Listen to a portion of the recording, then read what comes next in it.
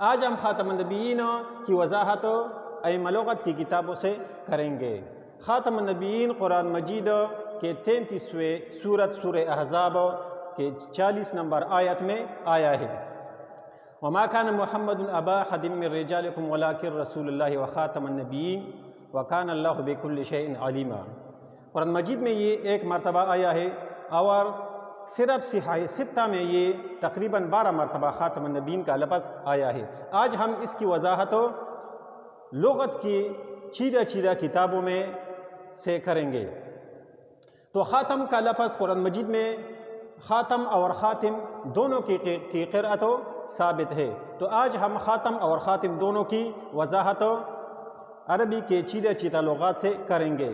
تو آئیے پہلے کتاب سے دیکھتے ہیں کہ اس میں کیا لکھا ہے۔ مفردات القرآن میں امام راغب اصفہانی فرماتے ہیں وخاتم النبیین لأنه ختم النبوة تممها بمجیئہ، کہ رسول اللہ صلی اللہ علیہ وسلم کو خاتم النبیین اس لیے کہا جاتا ہے کہ آپ صلی اللہ علیہ وسلم نے نبوت کو ختم کر دیا، یعنی آپ صلی اللہ علیہ وسلم نے آ کر نبوت کو تمام کر دیا۔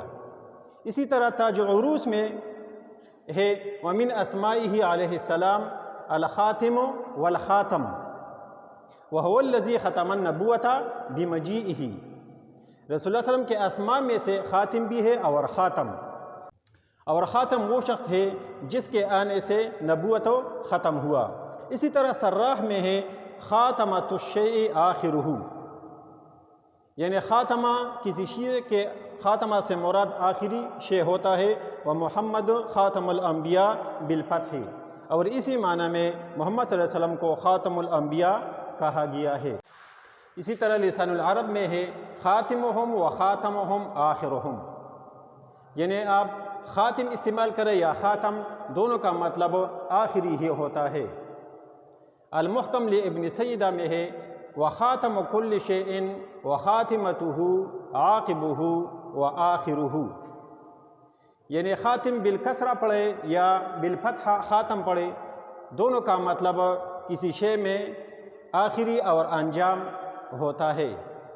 اسی طرح قاموس میں ہے والخاتم آخر القوم کالخاتم، ومنہ قولہ تعالی وخاتم النبیین آخرہم،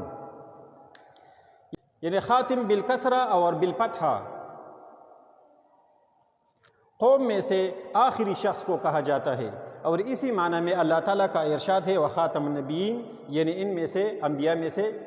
اسی طرح کلیات ابی البقاء میں ہے وتسمیۃ نبینا خاتم الانبیاء لأن خاتم القوم آخر القوم، کہ ہمارے محمد صلی اللہ علیہ وسلم کو بھی خاتم الانبیاء کا نام دیا گیا ہے کیونکہ خاتم القوم کا مطلب آخر القوم ہوتا ہے، اسی طرح خاتم الانبیاء کا مطلب ہوا آخری نبی۔